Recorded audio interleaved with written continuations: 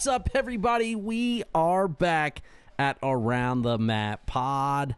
I am your host, PJ North. We are back for another week. It is episode 11 here at Around the Mat, season 2. And things are heating up, obviously, with WrestleMania coming up and all those things. So we're going to talk all about it. But before we do that, if you're watching live on YouTube, don't forget to hit that like and subscribe button. Let us know in the comments that you're watching. Let us know your feedback on what we're talking about. We'd love to hear about it. If you're listening on iTunes or Spotify, don't forget to leave us a review, 1-star, 5-star, whatever you're feeling. Comments on the Spotify video as well. And don't forget to follow us on all social medias at AroundTheMatPod. Made it super easy for everybody, so check us out. We're super active on Twitter, on Instagram, on all those things, so make sure you give us a like and follow. And with that being said, let's get into it. Bringing back the homie, Young T.Y. Tyler Miller, what's good, baby? What is going on, man? I'm definitely glad to be back. Had a good Dynamite last night. Hopefully leading up to a good Dynasty this weekend. Raw was great. SmackDown actually wasn't bad this week either, so it's been a good week. Yeah, it had to have been the European crowd thing that helped with SmackDown. It is a big week, man. We got a lot of things going on. Dynasty, and then a week off before Mania. And we're going to take a little look ahead at what we're talking about this season here on, obviously we're 11 episodes in, but as we continue on, Mania is obviously a busy part of the season, so it's always good to look ahead and be prepared. But I think wrestling right now is as popular as it's been. Someone asked me in my wrestling chat, I can't believe I'm giving a shout out to Adam. He's my arch nemesis, but he asked, what do you feel like your peak fandom was? And this isn't a random question. This is like, when do you think your peak years were as a fan? And I was like, honestly, I'd have to say right now. Like, obviously, for me, the indie run of like 06 to 10 was really big for me because I just graduated high school and I was able to drive to shows, and I was going to Dayton to see Ring of Honor, and TNA was pretty popping at that time too, and I was buying DVDs. I had like a huge collection of PWG. I was like, I was as in it as could be, right, at that point. And I wasn't really watching much WWE at the time. Like, I was watching it and I'd go to shows, but like, I was into the indie thing, man. If they didn't wrestle at Ring of Honor, I didn't want to hear it, And so that was like peak fandom for me too. But I would say right now, from when I was a little kid, it's never really stopped, right? It's kind of ups and downs and whatever. But what about you, man? What would you say your peak fandom is?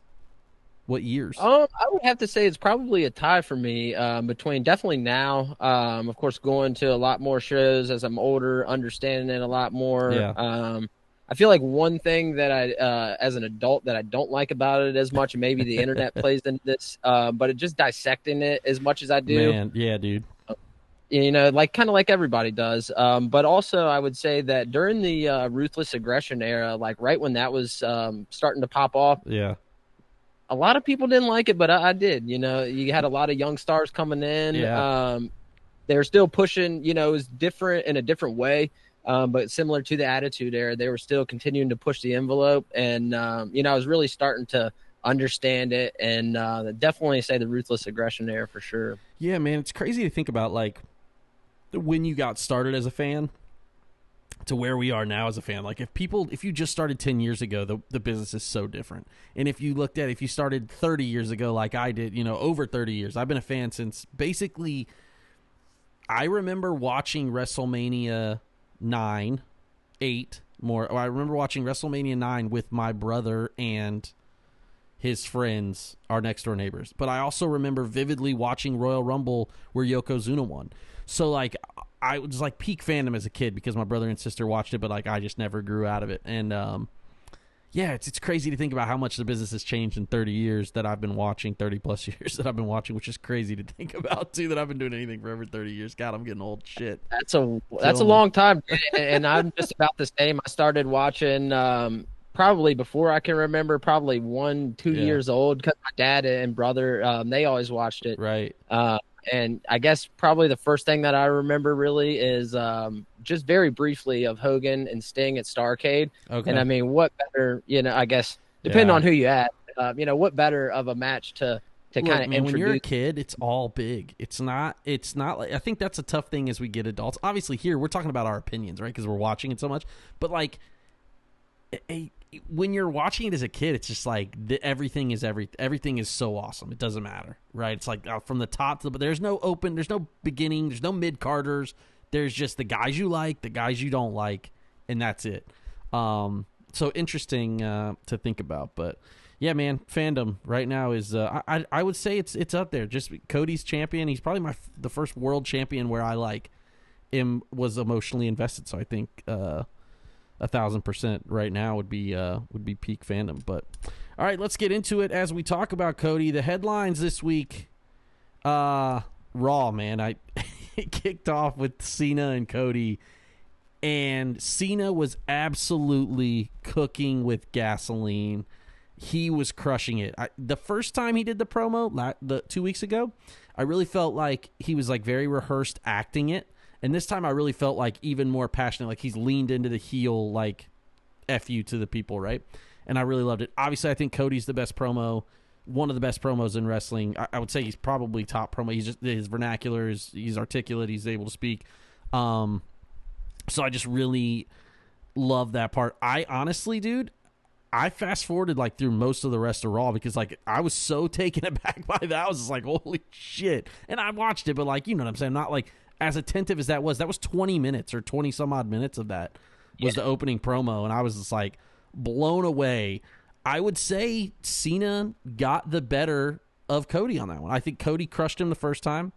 And I think Cena bounced back. So I think it's 1-1 on the promos right now. What about you, man? What do you think about Cena versus Cody promo on Monday? Dude, I thought it was awesome. And you know, I think everybody knows like my love-hate relationship with Cody. More so on the hate side, but you know, with the stuff that he's been doing lately, man, how can you not enjoy it? I mean, that promo that he cut on Cena, that was probably one of the best promos I've heard in a long time. Like I even texted my brother, dude, this is like Cena just so cooked by Cody. Yeah. And, you know, I really enjoyed it. And Cena also, of course, definitely held his own too. I mean, of course, that's what he's supposed to do. I think he's really, really doing it. I mean, he's always been one of the best, but like, he's like, he's on that shit right now. As far as like, I feel like he's just kind of trickled in each week and just made it much, much better. Like this week was better than last week, and last week was better than the week before. Yeah. And I really like how they let him, you know, go back and forth this week versus Cena's going to talk, then Cody talks, and then that's the end of it. And then I liked how they swapped it around and they made it a little different. And Cody came out there before he ever said a word. I was like, all right, they're doing it. It is definitely, I get the formula, but it's a great. I love. Hey, the formula works, baby. You know what I'm saying? I don't ask McDonald's how they make chicken nuggets, brother. Just give me exactly. You know what I mean? Yeah, and I mean, you know, I think that pretty much this is just going to show that, as much as I hate to say it, I mean, Cody is pretty much like Lex Luger. He's the total package. You know, he can put on a hell of a 5-star match. He can, you know, cut a great promo in there with the best of them, like John Cena. Yeah. And I mean, you just can't deny that. And I really enjoyed it. I did also, like you said, fast forwarded most of the end of Raw after that. I mean, I watched it, but like I wasn't like attentively paying attention. I think that's a good and the bad thing. I mean, you send out your hammers out there early, brother.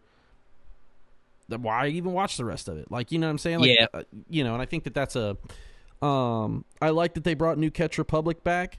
The rest of Raw, you know, as we talk about Cody and Cena, but the rest of Raw was good. But like I said, you know, one of the things that the chat is going on about is Europe, and they're over it. They're over the crowd. All right, we need to bring it back home. And I'm like, dog, if they showed every episode in Europe for the rest of the year, I'd be cool with it.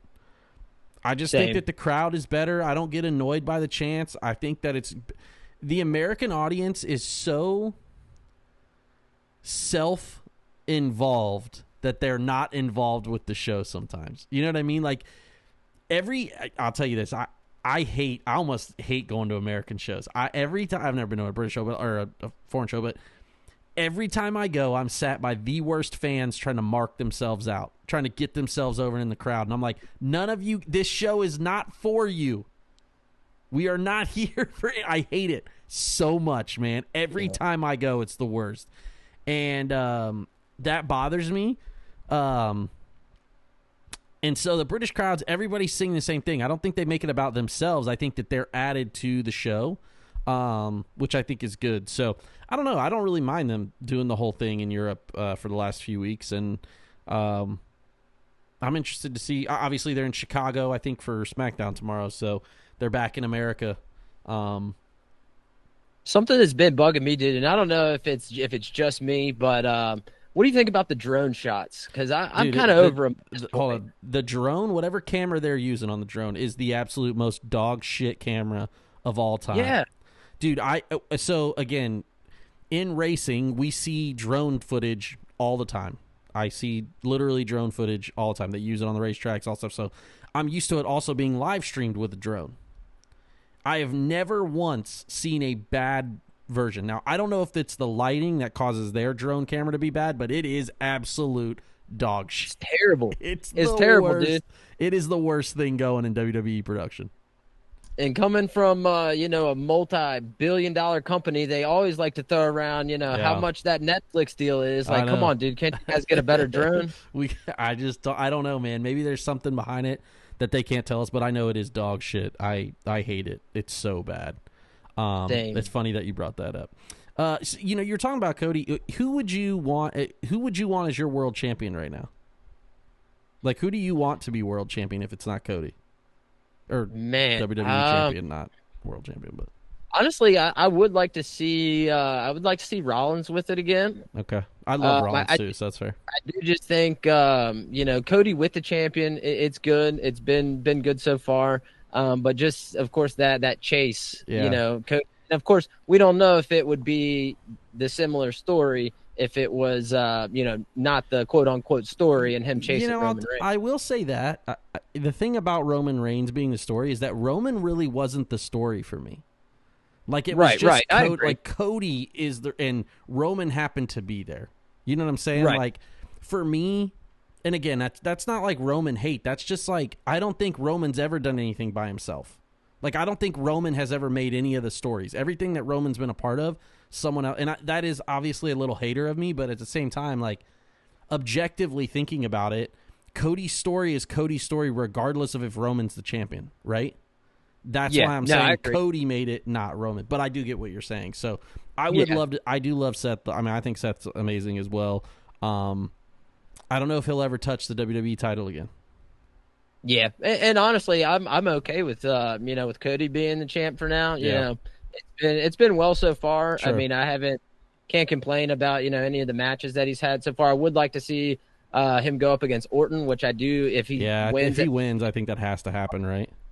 Yeah, I do think it's going to come eventually. Yeah. If he wins at Mania, especially because Cena is Orton's. Like they are tied together. They had the most world title matches against one another, right? I think for Cena, so I think so. That would be awesome. And then Cody and I don't know. I think there's a lot of ways to go about it. And the post WrestleMania discussion, I can't wait because there's always a little bit of a lull in wrestling after WrestleMania. So I'm interested to see where it goes, which we'll talk about in a few weeks. It's not that long. I mean, we are edging up closely to WrestleMania. Along the lines of SmackDown. Rey Fenix is debuting, I believe tomorrow. Was that what we saw, or is he going to be on? I think that's what we kind of saw, right? Is that what we're I believe that's what their plan is for him. The reason Rey, this is the second headline here. Rey Fenix debuting, I think. Every day in our chat, there's the conversation of Tony fumbled. Rey Fenix, Penta has been great. Cody has been great, but that's Cody. I don't think that anybody else. It doesn't matter where he went. He's Cody Rhodes. Jade was a bit lackluster at first, and now it's better. And I love Jade, so like obviously that's I think that would have been good. But like to say Tony fumbled with Ricky Saints and Paige is tough for me, and I don't know that he fumbled Penta or Rey. I understand that everybody's upset that Rey didn't get released sooner and his contract and all that stuff, but at the same time, I don't know, man. For me, I'm excited for Rey to debut. I just don't think WWE does very well with luchadors. It's been shown time and time again. Rey Mysterio is the only luchador if you want to count Alberto Del Rio, we can count him too. Okay, there's 2. But like they just don't. It doesn't translate well. Look at Andrade. Andrade went back and he's done nothing. He's had great matches because that's what Andrade does. I don't know, man. I'm excited to see Rey Fenix, but do you think they're going to be able to have 2? Like, are they going to be able to have 2 luchadors now at the top? Because now you're talking about putting Penta at the top, and now Rey's going to be at the top too? Let's not forget they still have Dragon Lee. They still have all the LWO. Like, I'm just saying, I don't know that there's just not enough space, and I don't know that they do a very good job with that translation. What say you, man? Rey Fenix debut. Yeah, I completely agree with it. I mean, like you said, there's usually just proven throughout history they don't do well with luchadors. And I mean, if you're pushing one to the top and now you're potentially trying to push a second one to the top, I don't think that's going to work. I do think that the best thing that they could have done is probably booked them in a tag team, which of course is kind of, you can't really do that now because Penta's got his own thing going on. He's been involved with Braun Breaker and the Intercontinental title. So I think they've kind of, booked themselves in a corner with that when they probably knew more than likely Rey Fenix was coming there. Right. But I think we're going to see, I hope we don't, but I think we're going to see a watered down version of what we saw in AEW, and his moveset is going to be limited, which I hope we don't, but I think we will. Yeah. Last thing I want to hear is Michael Cole butcher more of his moves with some other cornball name like Mexican Destroyer. Yeah, that's a good point too, man. I just don't know. Like, I'm excited. I'm not knocking it. I think it's going to be good for him. Are they going to call him just Phoenix, though? They're not going to call him Rey Fenix? I don't know if they've announced that yet or not. I don't know. I need to look into that because I think that's a big thing, too. Penta obviously didn't own his name. So Penta has had to change his name multiple times because he didn't own the original. So that's why he's changed his name multiple times. Rey Fenix does, I do believe, own Rey Fenix. So, or at least like he can use it. There's no like conflict. Which that was the whole thing with Penta. AAA owned it and he wasn't allowed to use it, so he said to change his name 3 times. And I don't know. I don't love that either. Unless it's the wrestler's decision, I don't get why WWE changed it, but that's the song for another time. I don't know. I'm interested to see what he does. I am concerned, though, that he just flails. Like, I think the LWO is the worst thing on TV. So bad. Them and the Wyatt Six should have a fight to the death, and the loser never gets seen on TV again in that gimmick. And I wish they would both lose. Is that possible? That's how I feel about that. So I don't know, man. For me, I am excited and open-minded to see what Rey Fenix does. It will be interesting to see how it goes because there's only one day. You only get one debut, one chance to make a first impression, and your brother they have done such a good job with Penta. You can't do the exact same storyline with Phoenix, I don't think, like right at the same time. I'm not saying you can't do the same storyline thing that they've done for 57,000 years in wrestling, but should you really be doing the same thing at the same time with 2 brothers? I don't know. So, and as far as you go back to Tony fumbling the bag or whatever, as we say, I don't think he did with Phoenix and Paige, but some of the other stars, I think probably he could have and should have kept on to, as far as Ricky Saints, Jade Cargill, those were young comers. I do agree with Ricky and Jade if they could have. I think that there's obviously some sort of disconnect between Jade and how that whole thing worked out at AEW, and the same with Ricky. I don't quite understand a lot of that. I'm sure he was being punished a little bit of like hanging out with Cody a lot and understanding that like, yes, it's your personal life, you can do what you want, and I'm sure that played into it a little bit. However, there is not enough room on either roster for all these. I would just like to note that again. There is not enough room for all of these wrestlers on all these. There isn't. AEW's roster's bloated. Rusev just signed with WWE, supposedly. I don't know if we're listening to Mike Johnson, but whatever. But, like, did Tony fumble him? No. Rusev wasn't good in WWE in the sense of, like, he never got over after the tank thing at Mania. Just like he never got over in AEW. Aleister Black. Aleister was great in NXT. His main roster, he didn't do well, and he didn't do well in AEW to a certain extent. House of Black was cool, but he never won. So, like, I don't know that Tony fumbled. I just don't think there's enough space for all these people to be at the top. Yeah. And, like, that's pro wrestling, baby. There's not 40 companies. There's only 2 in America that are major. We'll count TNA. But, like, from that perspective, there is enough wrestling to go around. Like, I'm not saying these guys can't make it everywhere else. I'm just saying, like, there's only so much TV time on AEW and WWE. So, like, I don't know. AEW, they're still making, still signing people. And it's like, dude, you guys are, what is going on? I'm telling you, it's the WCW effect, man. They used to do that shit all the time. But I don't know, man. We'll see. Time will tell, as it were. Like I said, who Tony fumbled and who he didn't fumble. And I just think that that's stupid. I think that there's only so much you can do anymore, and either you get over and you're on the roster and you're put in good positions, or you don't get over and you're not put in good positions. I don't know, so we'll see. Rey Fenix, like I said, I think debuting. Shout out to Jeff Miller, thanks for joining, brother. Last headline. This is a big one because I think it's a headline, but we're going to talk just kind of a little bit about it. Booker T versus Swerve Strickland in the Vlad TV shenanigans. Here's the big thing, man. We're looking for, wrestling is so popular that we're just looking for anything to talk about, right? Anymore. Like that's kind of how it is on the internet. But we're also in this like bubble in wrestling. Do I care if Booker T was on Vlad TV? No, I don't. Do I care if Swerve Strickland was fired for whatever? Nope, I don't, because he's a star now and I don't give a shit. Do I care if AJ Francis has an opinion about all of it and tags on? Nope, don't care. I think it's so stupid that we're trying to do shoot interviews across companies right now, and we're taking things out of context, and headlines are put on stupid shit, and it gives a reason for SRS to tweet something dumb, or for AJ Francis to pile on, or for Booker T to have to say some shit. All of it, brother, is nothing to do with wrestling. It is dirt sheet fodder. This is some shit you would see back in the day on the dirt sheets. Like, I don't know, man. For me, I don't get it. Like, y'all are all eating. Why are we talking about each other? Like, I in no way, let me put this in perspective. If I was drag racing and I ran, NHRA, and I'm a top fuel drag racer, and someone is a top fuel driver in IHRA, we are not doing the same thing.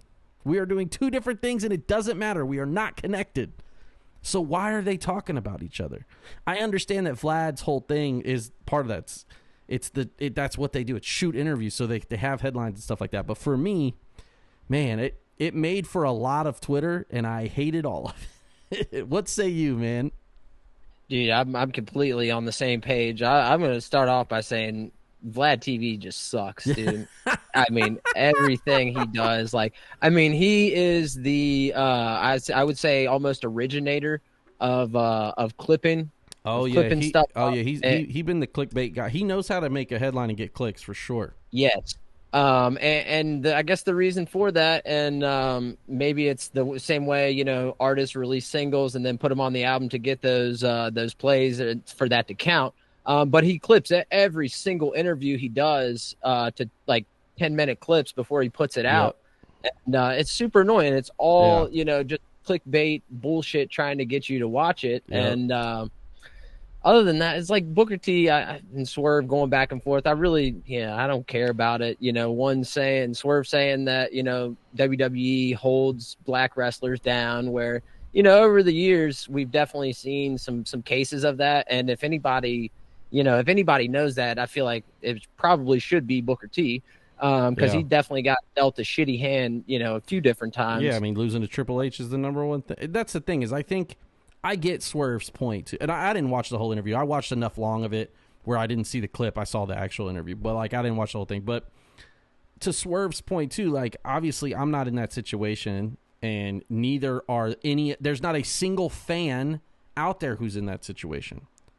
So that's where people are jumping on sides and all this shit, but it's really just between Swerve and Booker T. And having that conversation. And like, I think that I'll tell you this though, it came out at the right time because everybody talking about Swerve Strickland headlining AEW Dynasty. So like, maybe it did work out in his favor, in the right thing. But like you said, man, it's all clickbait bullshit to get people to jump, Maybe and I feel like, me personally, I feel like if maybe Swerve did get dealt a shitty hand and, NXT main roster, whatever. But I do feel, of course, different regime, I feel like it's a little bit more inclusive now. I may be wrong. But I do feel like if Swerve was doing the type of work that he is now in NXT, I feel like they would be light years almost ahead of they were. See, that's the thing is I think that like him as a character obviously he's got Prince Nana, an incredible entrance song, but I thought Hit Row was a great song. Hit Row. I thought that entrance was good too. So like for me, I think the one thing that sucks for Swerve is everything's taken out of context as to what he says, right? Nothing's like, he didn't say fuck AJ Francis and all that. He just says like, hey, this is what was perceived. And again, like I said, I think, could he have chose different words or whatever? Probably. Are they beat? I don't know. But like you said, man, I just don't think, I think it's just starting something to start something to a little bit on the internet. And it just went way farther than I thought it would go on the internet. Right? Like damn, all right. Like I said, he definitely went on the best place for it. I mean, if you want somebody to give you a viral clip, an interview, definitely, and especially if you're involved in the hip hop world. Sure. 1,000%. Yeah, we'll see. We're going to talk about it anyway. But yeah, Booker T and Swerve. Hopefully they squashed it all and it all went forward. I did see Vlad was trying. Who's got the biggest wrestling podcast? Why'd you have a wrestler on your podcast if you don't know about wrestling? I hate that shit so much. Like that's so cornball bullshit. All right. And did you see the stuff that he was going at Booker T about him hanging out with a sex offender or something like that? So I did. So that whole thing too, and I saw Booker defended himself. Like, look, I get paid to go teach. Look, the fact that Chasen Rice or Rance or whatever that dude's name is still in the industry, like that's a negative to all. He should be in jail. He is a convicted pedo. Like, that's not even rocket science to me. So, like, all that shit is not that Booker T, whatever. It's not his job to know that either. But it is his job a little bit to know the business, to be like, yeah, sorry, dog, I can't help you. But, like, there's a lot going on over there. That's a whole nother conversation, too. But, like, I don't know, man. I don't know how people who are fucking, I don't know how weirdos continue to be involved in life at all. Weird shit, but... All right, AEW Dynasty is this Sunday, man. Are you first off? Are you and your brother getting together to watch it, or what's the plan? I don't know. No, I'm definitely going to watch it. I don't know what his plans are, but I'm definitely going to tune in. Hopefully, be able excited. to it all. Yeah, I know we got the 2 for deal, the last one. I think this is the last one we're doing on Triller. I think we're moving over to Prime, maybe, or I forget the other service. But yeah, so this is our last. We bought the double, myself and Art. And so we'll give it a go on Sunday, but let's get into it. It's the pick'em here first. Mercedes Moné and Julia Hart for the Owen Hart Cup tournament first round match. I think this ought to be a good match. Look, man, I think Mercedes is doing a great job right now. I think she's exceptional. I think she's really enjoying wrestling. She's at the top of her game in matches. Her matches are going really, really well. I also really like Julia Hart and her character and all that stuff. So, but I'm going to go Mercedes. I just don't think Mercedes loses. She needs to eventually, but I just don't think she loses right now. Yeah, I think she's going to, continue to stay on a roll, definitely beat Julia Hart. I do like how they're definitely adding these these matches to the pay-per-view. I think so too. To make it, to make the tournament feel important, to fill up some slots. I guess they don't probably really need to fill up slots on the pay-per-view, right. But to put some good matches on there with a little bit of meat, I'm really enjoying that. But I definitely think Mercedes takes it for sure. Yeah, that's a good thing to put. Yeah, putting the matches on the pay-per-view should be good. I don't think it'll be on 0 Hour. I think it'll be on the main show.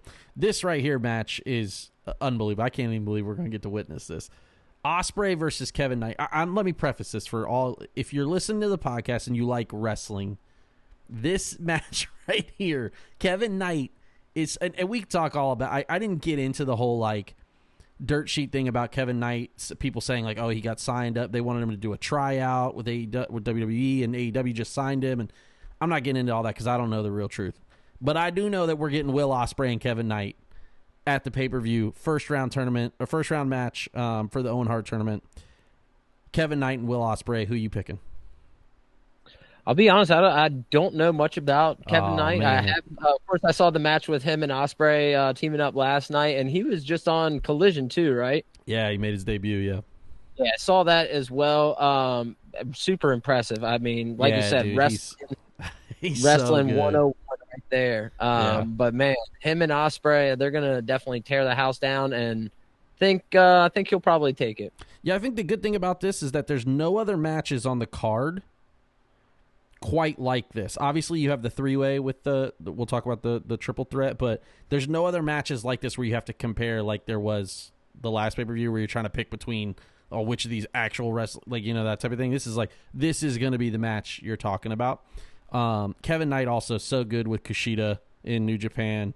I really thought he would sign with New Japan and like lead but I think he wants to be a main event guy. Like, I don't think, then that's the thing. I think when you're IWGP junior heavyweight, it's treated differently in Japan. And so I think that's tough, but happy to see him in AEW. So I'm going to go Ospreay, but Ospreay takes L's better than anybody and bounces back. So I would like to see Kevin Knight like be put in a top position, because when they bring these people in, sometimes they win, but then they'll end up losing. And I don't really know the booking side of it, but as long as the matches are good, I don't really look at people losing that much. It doesn't bother me. So, but yeah, I'm gonna go Will Ospreay.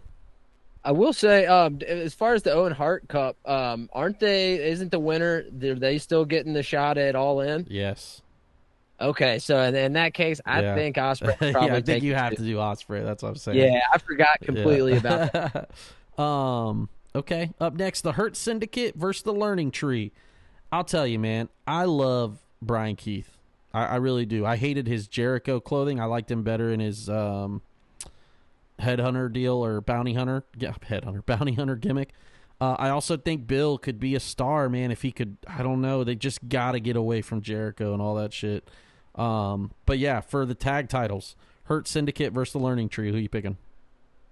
Definitely the Hurt Syndicate. I feel like I feel like it's probably be on 0 Hour, because I feel like there's no chance that Lee and Big Bill, I guess we'll call him. I don't see them anyway beating. Yeah, I think the Hurt Syndicate should just run through people for like a year, in my opinion, as like a tag team, because they haven't really done a great job with their tag team division right now. I think they should just run through people. But all right, next, Daniel Garcia versus Adam Cole. This is for the TNT title. No time limit and no outside interference permitted, which is super weird that it's in there. But Daniel Garcia versus Adam Cole. What about you? I think I'm going to go with Daniel Garcia. I did, since you mentioned that's where his home's at pretty much now, is on Collision. Yeah. I did tune in and check it out a little bit this weekend. And to see him going, cutting that promo on Adam Cole about him challenging him in the ring there, I thought it was really good. And you can definitely tell that Daniel Garcia is definitely coming into his own and definitely finding himself. And he definitely feels a lot more, it feels like he feels a lot more comfortable when he's talking on the mic. So I'm really enjoying a lot of what he's doing now. Yeah. So I'm going to say Garcia. Yeah. Before I make my pick, do you think AEW would benefit from separating the two rosters? One for Collision and one for Dynamite? Absolutely. I mean, we both know that there's way too many way too many people on the roster anyway, and honestly, you could probably split them up and still cut some people and be just fine. Yeah, I think I don't know if you saw, but Orange Cassidy got hurt, and Jay White's also hurt. I did see Jay White. I didn't. Of course, they mentioned it last night. I did see where it's not going to be like a long type. According to what Cassidy I saw online, supposedly tore a pec. I don't know if that's real or not. I don't know if that's just what I saw on the internet. So, I think so too. I think that they should separate the rosters, but they should have the world champion go back and forth. And then who's ever challenging the world champion can go back and forth for that week or those couple weeks before the pay-per-view. But that's a personal thing. All right, up next, the one match I absolutely do not want to see: Chris Jericho versus Bandito, title versus mask. I love Bandito. I'll tell you this. I love Bandito. I think the thing that's tough with luchadors is that sometimes luchadors try to do luchador shit with guys who can't do luchador shit, like Chris Jericho, and that happens a lot. You see that in 20 Mexico. Years ago. Yeah, and don't get me wrong, Jericho's still Jericho, but like that the vortex right now is not powerful. I'm gonna go Bandito, and I think he wins the Ring of Honor title. I also think like this is a good way to get Ring of Honor on TV, but like they got to figure out what they're doing with Ring of Honor as a whole too, because they're not treating it separately, and it's just kind of convoluting, and it just seems like they have title belts for no reason. So that's a little confusing to me, but I'm going Bandito. What about you?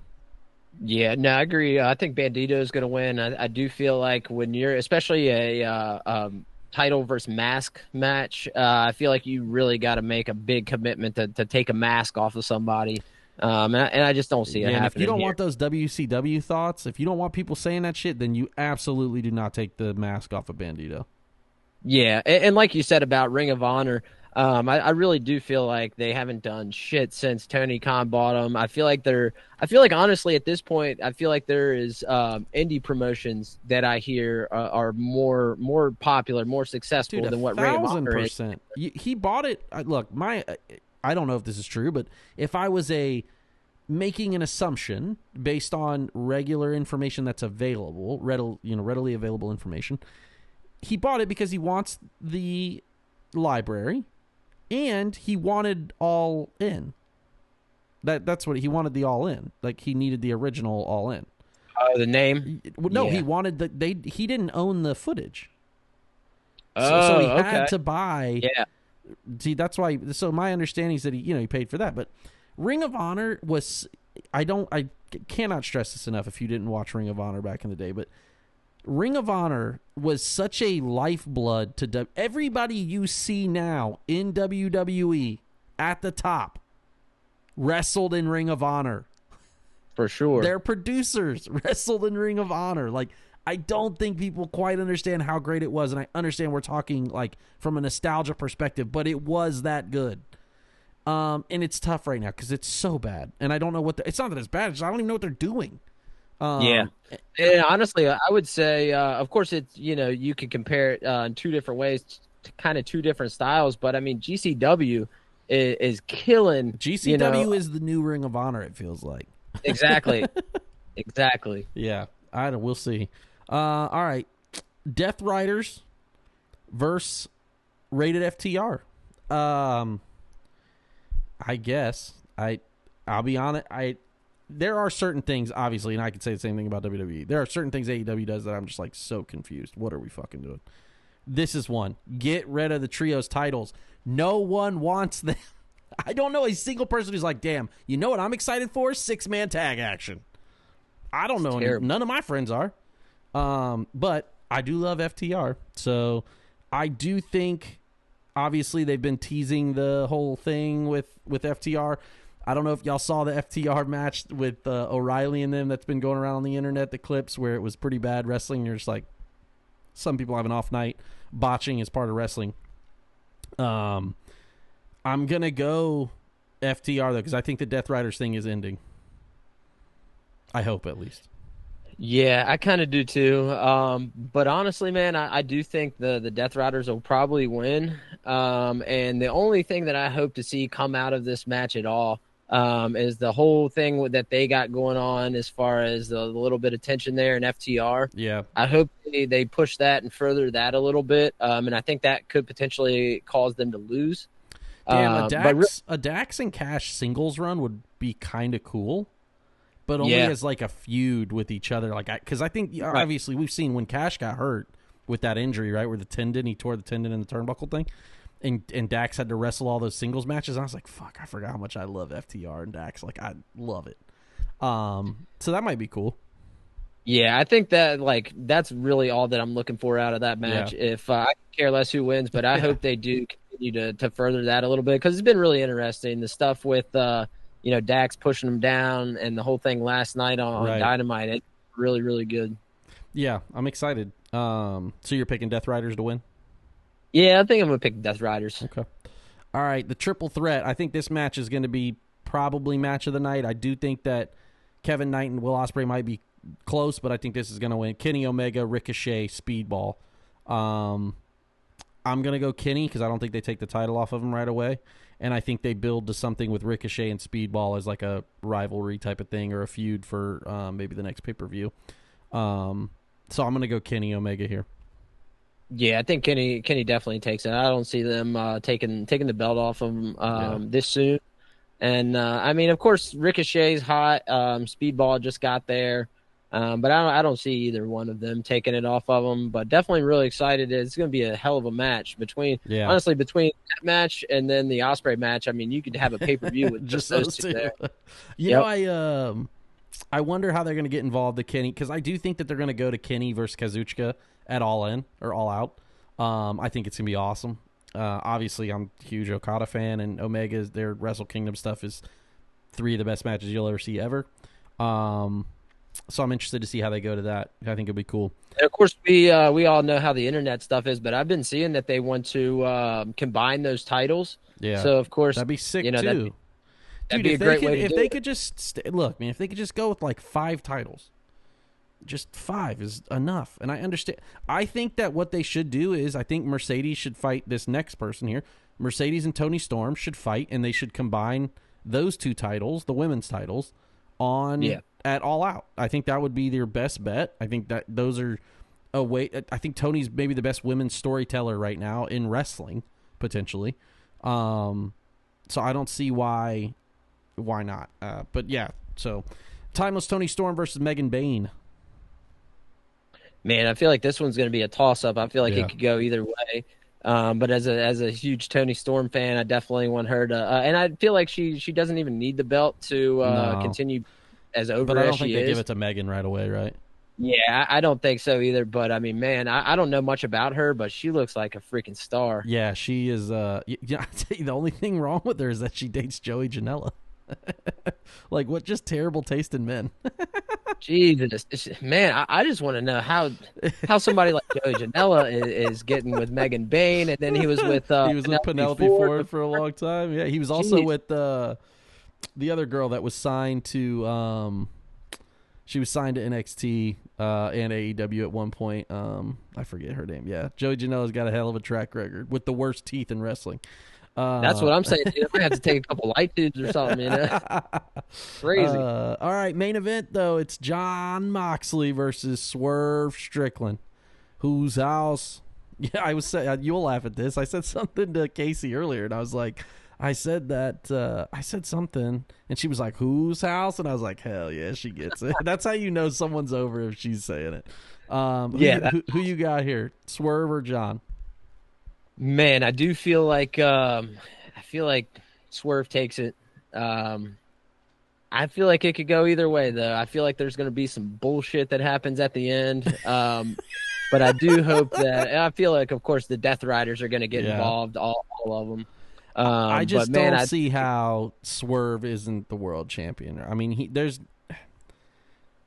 I don't know, man. I feel like they made a mistake by taking it off of him. I feel like that he should still have it. Yeah, I get the whole thing with Danielson, but at the same time, like, do I get the whole thing with Danielson? I don't know. Yeah, I agree. I'm picking Swerve here, man. I do think there's gonna be some bullshit, but I think Swerve wins. I think Paige helps him win.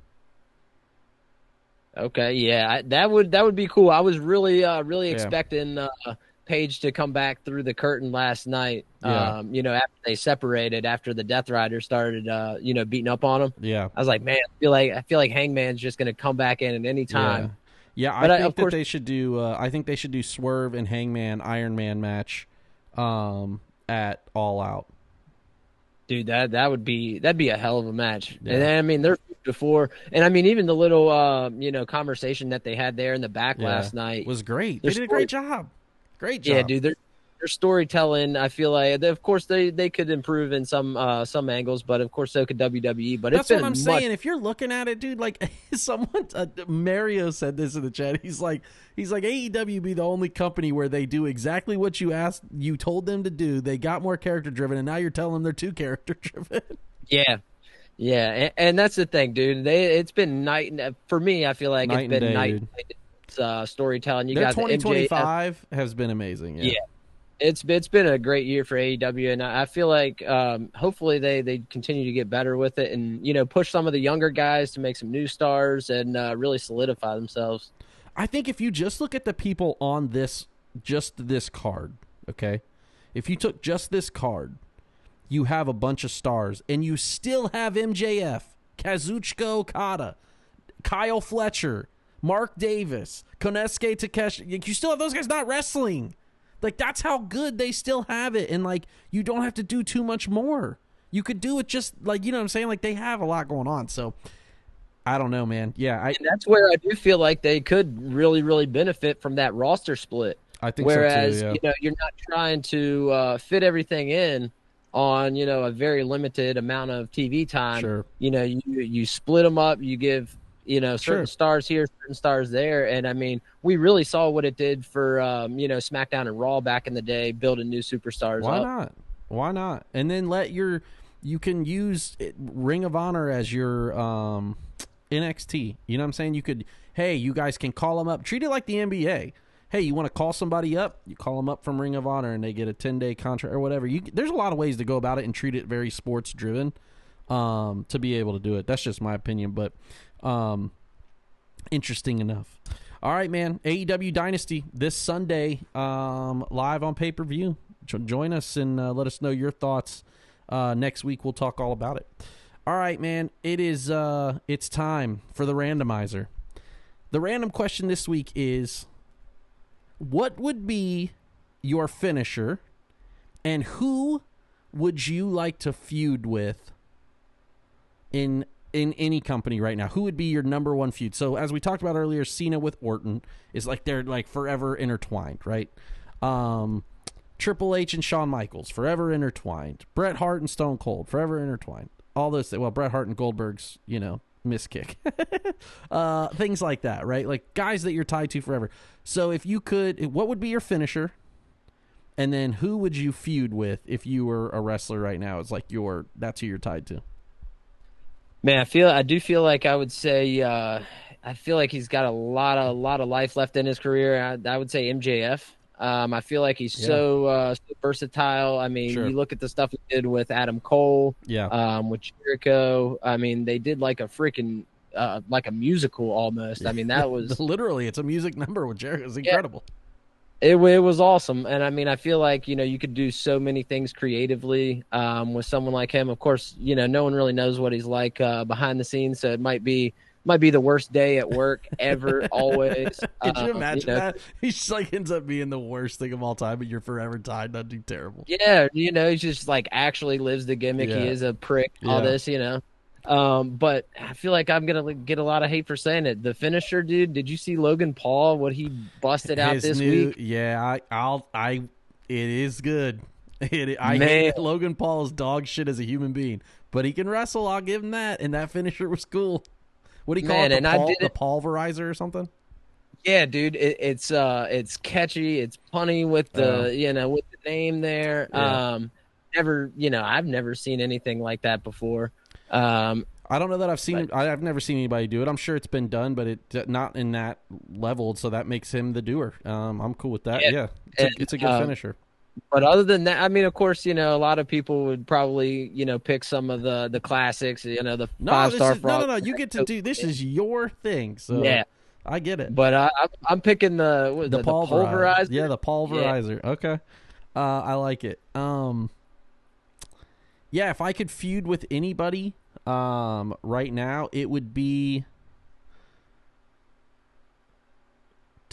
Man, I come up with this question. I don't even know the answer. I would say either Okada or Cody because that's my obviously. I think Cody because we could go 1v1 on the mic, and we that would be an interesting take, and I would get to be the bad guy because he's the babyface, so that might be fun too to be the a-hole for a long time. And my finisher, man, it's been the same since I was a kid, dude. It's been a ripcord forearm. I always when I first started, it was a flying forearm. I always thought Luger's thing where he had the plate put in his arm, so they made him cover it up when he wrestled in WWE back in WWF back in the day. They made him cover it up. I always thought that was super cool. And I always liked the striker finisher. Obviously, the Rainmaker's like one of my favorite finishers. I love that Okada does that. But Yeah, man. The ripcord forearm. That's what I would do, or a flying forearm, but something with the forearm, just knock you out of nowhere. I love when the finisher can come out of nowhere. That's why RKO is obviously one of the best because he can hit it at any time. Same with DDP, right? All that stuff. So, yeah, that's what I would go with. But yeah, I think I would feud with Cody. Obviously, he's my favorite wrestler, but that would just be, I think, alternate universes would be cool to play that. All right, man, we're going to look ahead here as we round out the episode. First things first, next week, I'm very excited. We are doing, and this is the first time you're hearing this, we are doing WrestleMania Jeopardy. So, we're looking for some contestants. If you would like to join us next week on the episode, let me know. Shoot me a message on Instagram. Shoot me an email at AroundTheMatPod@gmail.com. Let us know if you're listening. We'd love to have you. Jeff, if you want to join us, let us know. We'd love to have your brother. But it is WrestleMania Jeopardy. And I haven't figured out what the winner gets, but there will be some sort of monetary bonus, whether it be a gift card to WWE Shop or Pro Wrestling Tees or something wrestling related will be involved. So WrestleMania. Gotta get my study done, man. WrestleMania themed Jeopardy. Next week, I will be hosting. I am the Alex Trebek of the chat. So join us. We would love to hear it. Next week on Around the Mat Pod, next Thursday, we will be talking all things WrestleMania themed Jeopardy. So, and I'm excited about it. It should be a lot of fun. I got a little layout for us, and it should be interesting. So we're excited to talk about it. Yeah, man, we're very excited. I say we, it's just me. I'm very excited about it. I've been thinking up questions and some things leading up to it. So putting all that together should be fun. But also looking ahead, man, WrestleMania is coming up in 2 weeks. We'll be very excited to talk about that. I think just a lot of things going on there. But I'm interested to see, like I said, the post-WrestleMania, because obviously WrestleMania is the biggest, right? We know that. But I'm interested to see what it's like afterwards and see where they go from there, because it is Cena's last run. So let's say Cena doesn't win. Then what happens, right? Where are we going from there? Is The Rock going to show up to WrestleMania? Do I even give a shit? I don't. But if I did, things like that, man, there's just a lot. And then, like, where are we going afterwards? Like, what are they doing with Rhea and Charlotte and Tiffany and Bayley and the rest of the women's division in WWE and the tag team division, which sucks, other than the Street Profits? Not that it sucks. It's just lost right now, I think. So much to look forward to. And then obviously AEW All In this summer in Texas. So many good things, man. Just a lot going on to look forward to.